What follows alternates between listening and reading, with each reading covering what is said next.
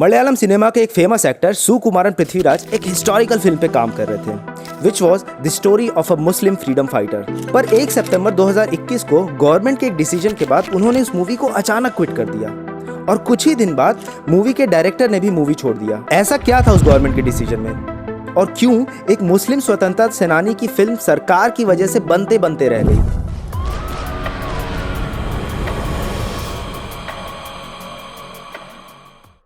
– 2019 में central government ने directory of martyrs of Indian freedom struggle नाम का एक डेटाबेस बनाया था, जिसमें सभी स्टेट से उनके शहीदों के नाम ऐड किए गए, जो कि इंडिपेंडेंस के बाद पहली बार हुआ था। पर 2021 के सितंबर में गवर्नमेंट ने लिस्ट के केरला सेक्शन से 387 स्वतंत्रता सेनानियों का नाम हटाने का फैसला किया। मतलब अब सरकार उनको फ्रीडम फाइटर ही नहीं मानेगी।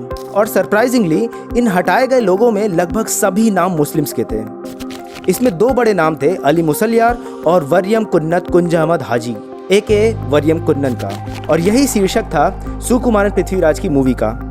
अब भारत की जनता एक फ्रीडम फाइटर की स्टोरी सिर्फ इसलिए नहीं जान पाएगी क्योंकि उन्हें ये सरकार फ्रीडम फाइटर नहीं मानती, पर हमारे चैनल का तो मोटिव ही है कि अनसुना इतिहास बताना। इसीलिए वरियम कुन्नन की कहानी हम आपको बताएंगे। वरियम का जन्म 1877 केरला के एक मुस्लिम परिवार में हुआ था। शुरुआती पढ़ाई भारत में करने के बाद वो मक्का में 5 साल के लिए पढ़ाई करने चले गए। उसके बाद मुंबई में कई साल बिजनेस करने के बाद 1914 में मालाबार में उनकी वापसी हुई। उनकी वापसी के करीब 4 साल बाद वर्ल्ड वॉर 1 खत्म हुआ था, जिसमें 800 साल पुरानी ऑटोमन खलीफत को ब्रिटिश आर्मी और उनकी इंडियन यूनिट्स ने कुचल कर रख दिया था।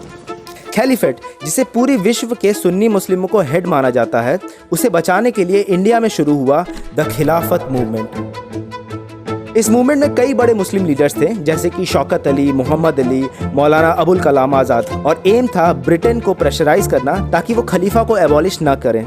उसी समय भारत में नॉन कोऑपरेशन मूवमेंट भी जोर पकड़ रहा था, जिसमें भारतवासी ब्रिटिश राज के अगेंस्ट जाकर सेल्फ गवर्नेंस यानी कि स्वराज की मांग कर रहे थे। गांधी जी को लगा कि एक अच्छा मौका हो सकता है हिंदू मुस्लिम यूनिटी के उनके एजेंडा को बढ़ावा देने का, तो कांग्रेस ने भी देश भर के हिंदुओं से खिलाफत को सपोर्ट करने की अपील की। गांधी जी ने पूरे भारत में खुद खिलाफत कमिटीज बनाई और प्लान ऑफ एक्शन डिसाइड किया। केरला में वरियम कुन्नन भी खिलाफत कमिटीज में बहुत एक्टिव हो गए थे। और इस बीच पंजाब खिलाफत आंदोलन के एक मेजर लीडर अल्लाह बख्श ने मालाबार का दौरा किया। केरला में अल्लाह बख्श की मुलाकात हुई वरियम और उनके जैसे मक्का से पढ़ के आए प्रोमिनेंट लीडर्स, जैसे कि अली मुसलियार, सीपी कोयल थंगल, चेमराजी थंगल, जिन्होंने अंग्रेजों के खिलाफ विरोध का रोड मैप तैयार किया था। खिलाफत के लिए इकट्ठा किए गए पैसों से वरियम ने वर्ल्ड वॉर 1 में लड़े रिटायर्ड मुस्लिम सोल्जर्स और मालाबार के युवाओं को इकट्ठा किया, गन्स की व्यवस्था की और एक खिलाफत आर्मी बनाई जिसकी स्ट्रेंथ थी 60,000 की। एक खास तरह का चक्कू मपिला छुरी को मालाबार के सभी मुसलमानों के बीच बंटवाया गया। ये खिलाफत आर्मी पूरे यूनिफॉर्म में और हथियारों से लैस होकर रोड्स पर परेड करने लगी। 22 अगस्त 1921 को जमात मस्जिद मालाबार पे मालाबार को इस्लामिक राज्य घोषित कर दिया गया और अली मुसलियार को वहाँ का सुल्तान। मालाबार को रेस्ट ऑफ इंडिया से कट करने के लिए रेलवे लाइंस उखाड़ दिए गए, टेलीग्राम लाइंस को कट कर दिया गया और रनवेज और रोड्स को डिस्ट्रॉय कर दिया गया। यूनियन जैक को एक एक करके इस्लामिक और खिलाफत झंडों से रिप्लेस किया जाने लगा। पर तभी इस आंदोलन ने अपना रुख बदला। वरियम और उसके आदमी अंग्रेजी झंडे हटाने के बाद अचानक से मंदिरों से हिंदू झंडे भी हटाने लगते हैं। मंदिरों को लूटना, मूर्तियों को तोड़ना, इन सब की खबरें आने लगती हैं। मोपला के हिंदू जो अब तक अंग्रेज़ों के खिलाफ इस मूवमेंट के लिए दान कर रहे थे, अब उसी दान से खरीदे गए छुरियाँ उनके पीठ में मारी जाने लगी। यह आंदोलन जल्द ही मालाबार के एरनाड और वालुवनाड तालुक में भी पूरी तरह से फैल गया। हिंदुओं के घर लूटे जाने लगे, उन्हें जिंदा जलाया जाने लगा।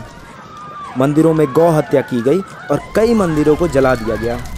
हिंदुओं को जबरी धर्मांतरण, हिंदू महिलाओं के साथ दुर्व्यवहार और जबरन निकाह, इन सब की न्यूज़ आने लगी। ब्रिटिश रिपोर्ट्स के अनुसार इस एंटी ब्रिटिश मूवमेंट में 10,000 हिंदू मार दिए गए और 20,000 को इस्लाम में कन्वर्ट कर दिया गया और करीब 1 लाख हिंदुओं को अपना घर छोड़कर जंगलों में भागना पड़ा। पूरे देश में ऐसी खबर सुनकर सन्नाटा छा गया। बाबा साहेब ने अपनी पुस्तक पाकिस्तान और पार्टीशन ऑफ इंडिया में लिखा है, जो व्यवहार मोपलाओं ने हिंदुओं के साथ किया था उससे सभी लोग अचंभे में थे। नरसंहार, जबरन धर्म परिवर्तन, मंदिरों को अपवित्र करना, महिलाओं के साथ दुराचार, गर्भवती महिलाओं के गर्भ चीर दिए गए, लूट खसोट, आगजनी और तोड़फोड़। क्रूरता और बर्बरता की सभी सीमाएं लांघकर हिंदुओं पर अत्याचार किए गए थे।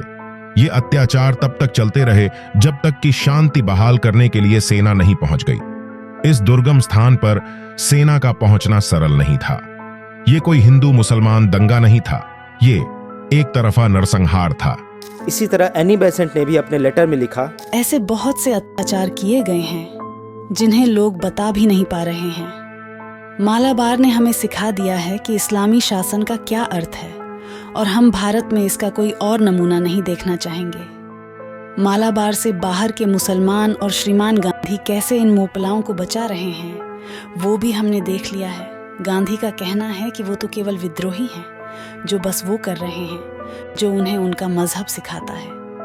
मुझे भी लगता है कि ये सच है, लेकिन किसी सभ्य समाज में ऐसे लोगों के लिए कोई स्थान नहीं होना चाहिए जो हिंदुओं को केवल इसलिए प्रताड़ित करें कि वो अपने सदियों पुराने धर्म को त्याग दें। इन सब में सबसे शॉकिंग था गांधी जी का स्टेटमेंट जब उन्होंने कहा, मौलाना हजरत महान मानते हैं कि मोपाल जहाद कर रही है और जहाद के नियमों के अनुसार जो शत्रु के साथ देता है वो भी शत्रु होते हैं। हिंदू सरकार अधिकारियों को सोचना देता इसलिए वो शत्रु हो गए। जब मैंने ये स्टेटमेंट पढ़ा तो मैं थोड़ा खुद ही कंफ्यूज हो गया कि क्या गांधी जी इस हत्याकांड को डिफेंड कर रहे थे। पर फिर ये स्टेटमेंट पढ़ने के बाद मेरे सारे डाउट्स दूर हो गए। Hindus should not harbor anger against Muslims, even if the latter wanted to destroy them. Even if the Muslims wanted to kill us, we should face death bravely.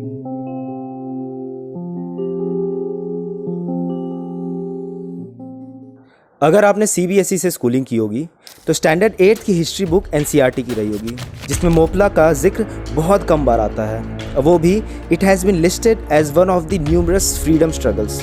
Waste के books में भी Moplah genocide की mention as Moplah rebellion है और उसमें भी इस genocide का कोई खास वर्णन नहीं है। हिंदुओं को अंधेरे में रखने के अपने टेम्पलेट के तहत इस इतिहास को छुपाने में भी मार्क्सिस्ट हिस्टोरियन सफल रहे। इस जेनोसाइड को एक रिबेलियन और एक एग्रेरियन अपराइजिंग की तरफ पेंट करने में सबसे बड़ा हाथ था EMS नंबूदरीपाड़ का, a leftist politician and the first chief minister of Kerala. विडंबना यह है कि नंबूदरीपाड़ और उनका परिवार भी उन मालाबार हिंदुओं में से था जिन्हें मोपला नरसंहार के दौरान अपना घर छोड़कर भागना पड़ा था। एक और अटेम्प्ट हुआ 1988 में, जब उस समय की सबसे बड़ी बजट की मलयाली मूवी रिलीज हुई। टाइटल था 1921। इसमें दिखाया गया है कि कैसे केरला के हिंदू और मुस्लिम ने वरियम कुन्नत हाजी के साथ मिलकर अंग्रेजों के खिलाफ रिबेल किया, और इसमें भी जेनोसाइड और एंटी हिंदू राइट्स का कोई भी जिक्र नहीं है। इस जेनोसाइड के बाद कोझिकोड को लोकसभा कंस्टिट्यूएंसी बनाया गया, जहां पर मालाबार में हुए हिंदुओं के जेनोसाइड को लेकर एक मोशन पास किया गया। अगर आप कमजोर दिल के हैं तो कृपया इसे ना पढ़ें।